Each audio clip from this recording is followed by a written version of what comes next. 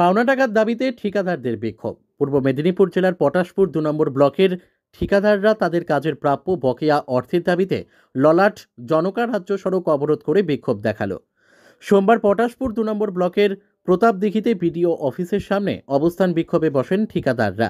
তারপর পটাশপুর ২ নম্বর ব্লক অফিসে গেট লাগিয়ে রাজ্য সড়ক অবরোধ করে দীর্ঘক্ষণ বিক্ষোভ দেখায় তারা।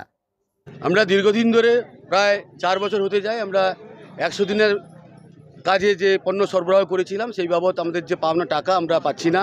প্লাস সুপারভাইজার আজকে জড়ো হয়েছেন, ওনারা একদিকে যেমন ওনারা কাজের পয়সা পাচ্ছেন না, তেমনিভাবে ওনারা কাজ থেকে বঞ্চিত হয়েছেন।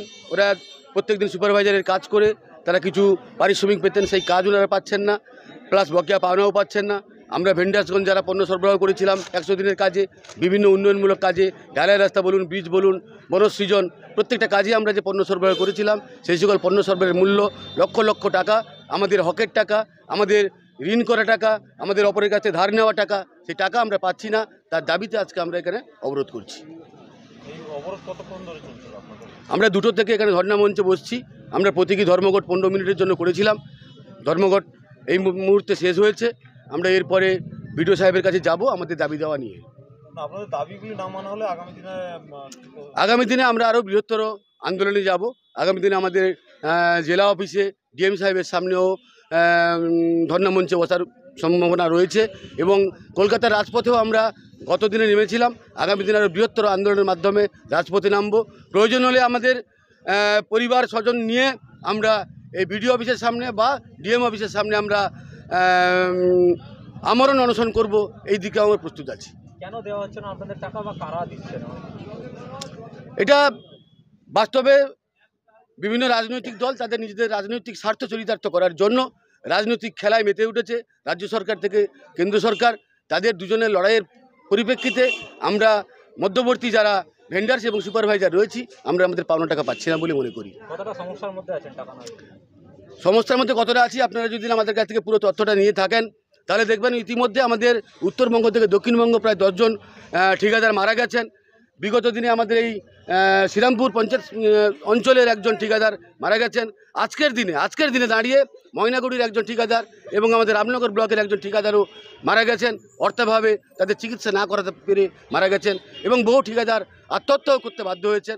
এবং বর্তমান পরিস্থিতিতে আমরা বহু ঠিকাদার এরকম পরিস্থিতিতে আছি, হয় আমাদের ঘর ছেড়ে পালাতে হবে, না হলে আত্মহত্যা করতে হবে। এরকম পরিস্থিতির মধ্যে আমরা বেঁচে আছি। আমাদের টাকা পাওনা টাকা দিয়ে দিলে আমাদের সমস্যা মিটে যায়। আমরা আশা করি পাওনাদারদের টাকাগুলো মিটিয়ে দিয়ে আমরা স্বাভাবিক জীবনযাপন করতে পারবো। আমার নাম প্রশান্ত মাইতি, আমাদের জেলা ঠিকাদার ইউনিয়নের আমি সহ সম্পাদক। 100 দিনের কাজে সুপারভাইজারের কাজে নিযুক্ত আছি, কিন্তু আমরা ওই সকাল বিকাল দুবেলায় টাইমে আমাদেরকে কাজ করিয়ে নিয়েছেন যথাযথ।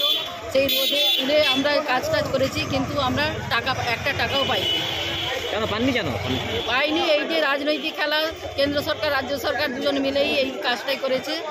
এখন কে যে সঠিক করছে সেটা আমরা এখনো পর্যন্ত বুঝতে পারিনি। আজকে আপনারা পদ অবরোধ করলেন, কি কি দাবি নিয়ে?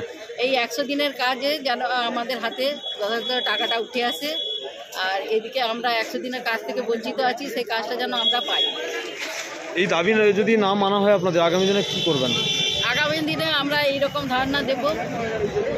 বিডিও অফিসে আজকে করেছি, এরপরে এসডি অফিসে যাব, তারপরে দেখব কলকাতায় গিয়ে আমরা কি করতে পারি। মূলত কার বিরুদ্ধেই অভিযোগ বা পথে নামলেন আপনারা?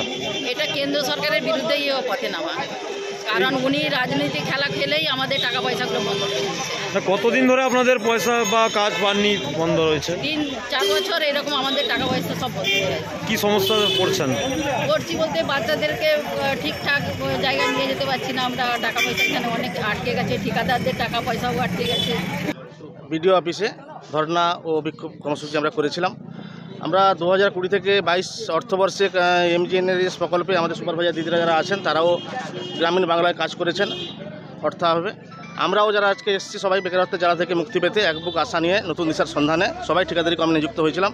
কিন্তু বিগত 2020 থেকে 22 অর্থবর্ষ থেকে আজকে প্রায় 2025 অর্থবর্ষ হয়ে গেল, 4 বছর আমরা আমাদের প্রাপ্য থেকে বঞ্চিত হয়ে আছি। সেই প্রাপ্য আদায়ের জন্যই আজকে আমাদের এই কর্মসূচি নেওয়া হয়েছে। আজকে শুধু আমাদের এই পটাশপুর 2 নম্বর ব্লকে নয়, সারা রাজ্যের প্রতিটি ব্লকে, মানে উত্তরবঙ্গ থেকে দক্ষিণবঙ্গ, পাহাড় থেকে সমুদ্র পর্যন্ত প্রত্যেকটি ব্লকেই আজকে একই সময়ে 2টো থেকে 4টার মধ্যেই আমাদের পাওনা দাবি দেওয়া নিয়েই বিক্ষোভ এবং ধর্ণা কর্মসূচি হচ্ছে। আচ্ছা, আপনি এটা অভিযোগ করছিলেন যে নেতাদের স্ত্রীকে, তার শালাকে, বিভিন্ন আচ্ছা, আত্মীয় স্বজনকে। আমরা দীর্ঘদিন ধরে MGNREGS প্রকল্পে কাজ করেছি, আমরা সবাই সর্বশান্ত হয়ে গেছি। আজকে আমরা অসহায় জীবনযাপন করছি, কারণ আমরা আমাদের প্রাপ্য থেকে বঞ্চিত হয়ে আছি, টাকা পাচ্ছি না। পাওনাদার যারা আছেন তারা আমাদেরকে চাপ দিচ্ছেন। এরপরে আমাদের আর্থিক অভাবে আমরা বড় বড় কাজ করতে পারছি না। এখন নেতারা কী করছেন, আমাদের পদশ্রী অনেক ঠিকাদার বন্ধু MGNREGS আটকে গেছে, পদশ্রী আটকে গেছে, তার ফলে আমরা অসহায় জীবনযাপন করছি। এমতো অবস্থায় নেতারা কী করেছেন, আমরা যেহেতু কাজ করতে পারছি না, নতুন কিছু ভেন্ডার বন্ধু যাদের লাইসেন্স নেই, মানে রেজিস্ট্রেশন করেই শুধু কাজ করছেন, নিজেদের ভগ্নিপতির নামে করছেন, কেউ শালার নামে করছেন, কেউ নিজের স্ত্রীর নামে ভেন্ডার বের করে নিজেরা কাজ করছেন, নিজেদের আর্থিক কোষাগার ভর্তি করছেন, আমাদেরকে সর্বশান্ত করে রেখেছেন। আমাদের যাই হোক, আমরা সে যাই